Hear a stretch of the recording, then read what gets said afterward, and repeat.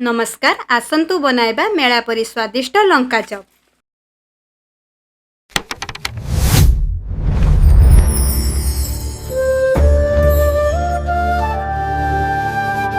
प्रथमे आमे 7 रु 8 लंका नहीं ताकू भल भाबरे धोई मझिरु 2 फाळ करी काटी नेबा। आउ गोटिए पात्र रे 1 कप बेसन स्वाद अनुसार लूण लंका गुंड नहीं गलाई नेबा। कढ़ई रे तेल देई मीडियम फ्लेम रे गरम करी गलाई रखिथिबा बेटर रे लंका गुड़िक बुड़ाई तेल रे छाड़ी देबा। हल्का गोल्डन होई गले ताकू प्लेट रे काढ़ी नेबा। आपणकर प्रस्तुत होई गला स्वादिष्ट लंका चप। कुड़कुड़िया हेबा पाई सेथिरे किछि चाउल गुंड व्यवहार करि परिबे।